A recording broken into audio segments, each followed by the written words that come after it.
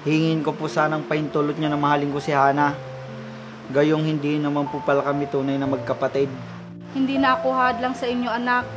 Wala nang rason para pagbawalan ko kayo sa pag-iibigan niyong dalawa, anak. Mga anak, mahal, patawarin niyo sana ako kung matagal kong tinago ang katotohanan. Mahal na mahal po namin kayo. Mahal, mag-dish na kayo para dadalawin natin ang anak natin. Salamat, mahal.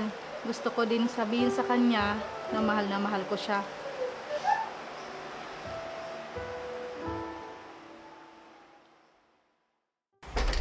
Grabe, ang init sa loob. Buti na lang dito sa labas. Medyo malamig. O Hana, saan ang lakad mo? Hay nako, pupunta ako sa mall. Buti doon kahit papano malamig. Di mo man lang ako isasama. Ito naman, sa susunod ka na lang sumama. Wala kasi magbabantay dito sa bahay. Sige ka, magalit si tatay tsaka si nanay. Biro lang. Alam ko naman yon. Hala, grabe naman magkapatid na to. Kala mo hindi magkapatid kung maglampungan. Sige na, alis na ako. I love you. Kasweet naman nila. Huwag ka na magtampo. Asan na yung I love you ko? Sige na nga. I love you din. Diyos mio, di na sila nag-isip. Magkapatid sila tapos may relasyon. Grabe na to. Sige, aalis na ako. Uuwi din ako ng maaga. Huwag kang mag-alala. Sige, mag-ingat ka. Bye.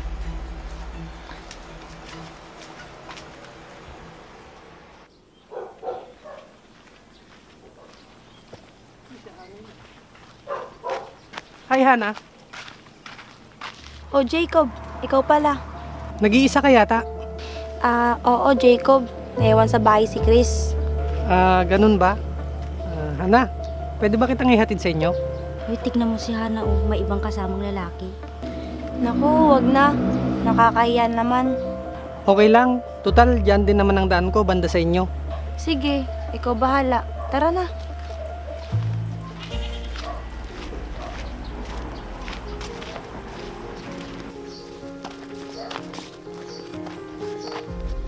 Hala, kanina yung kapatid niya. Tapos ngayon, iba na naman. Uy, di ba kapatid yun ni Chris? Oo, bakit mo natanong? Crush ko kasi si Chris, matagal na. May gusto ka dun? Parang may kakaiba sa magkapatid na yun. Ha? Anong ibig mong sabihin? Hay nako, sa buong buhay ko, ngayon lang ako nakakita ng magkapatid na may namamagitan. Ano? Pakipaliwanag mo nga. Hay nako, pumunta na lang sa bahay nila para malaman mo. Sige, sa isang araw pupunta ako sa kanila.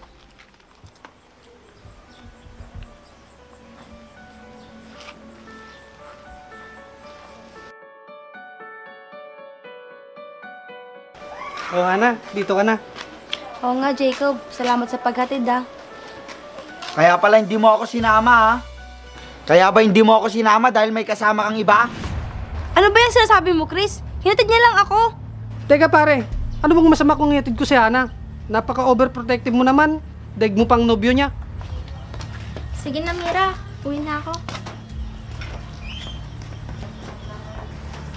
Paano kung sabihin kong nobya ko siya? May magagawa ka ba?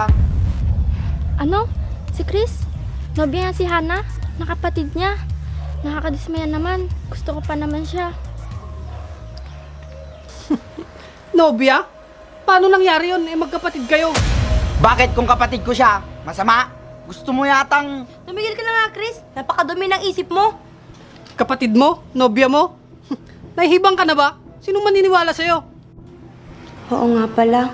Wala pang alam ang mga tao na hindi kami tunay na magkapatid.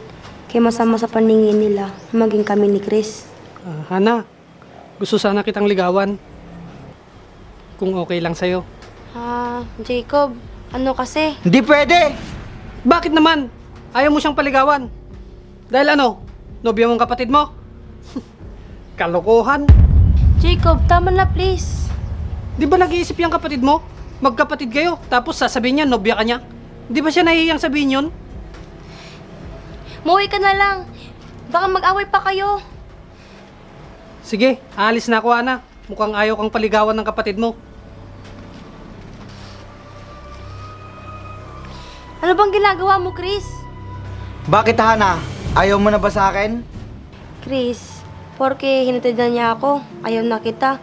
Nagmagandang loob lang yung tao. Tsaka isa pa, dito rin yung daan niya.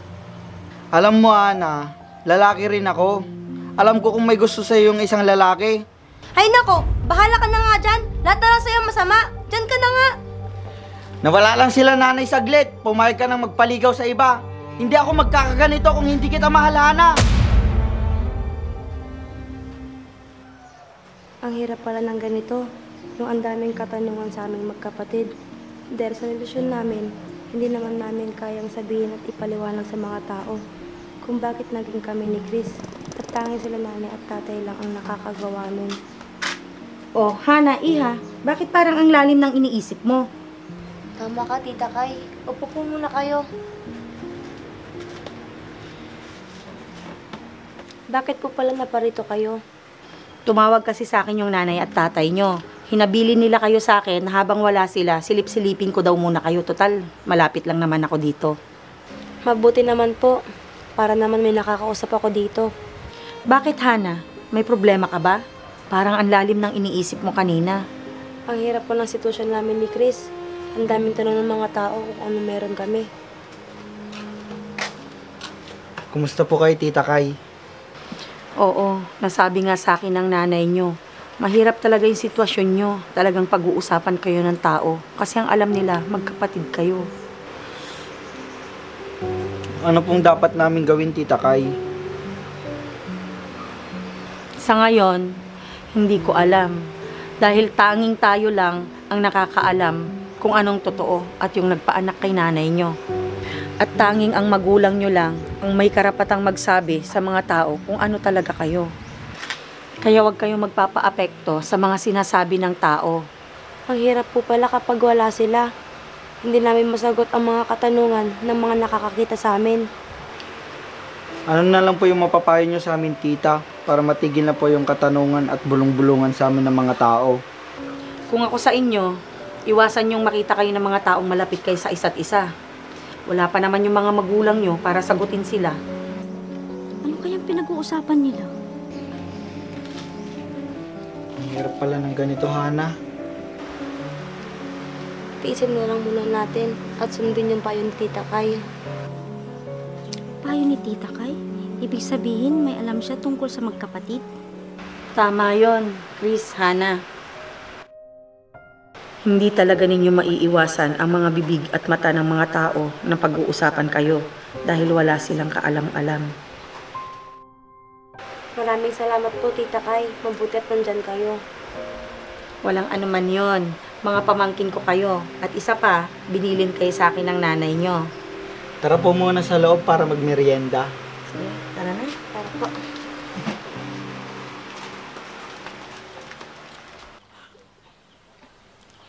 Uy, Jane, tignan mo yung crush mo, oh. Nakakabay sa kapatid niya.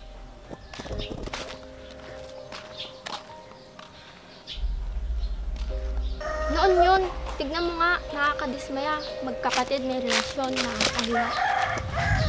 Kaya mo na sila, Chris. Huwag mo nang patulan.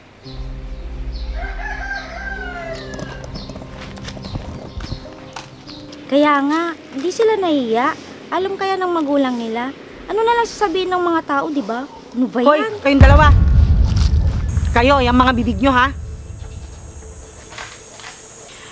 Tigilan nyo yung pangingialam sa buhay ng may buhay, ha? Bakit? Totoo naman, ah. Alam nyo naman na hindi tama ginagawa nila dahil magkapatid sila, di ba? Alam kong wala akong karapatang magsalita, pero sumusobra na kayo. Tita, tama na po. Huwag nyo na po silang patulan. Oo, yun ang alam ng lahat, pero darating ang araw, titigil din kayo sa mga katanungan nyo. Tita, tama na po. Hintayin yung dumating ang mga magulang nila nang malaman nyo yung mga sinasabi nyo. Hana, Chris, tara na. Huwag nyo na lang silang pansinin. Mga walang magawa yung mga yan sa buhay nila. Kaya buhay ng may buhay ang pinakikialaman nila. Tara na po.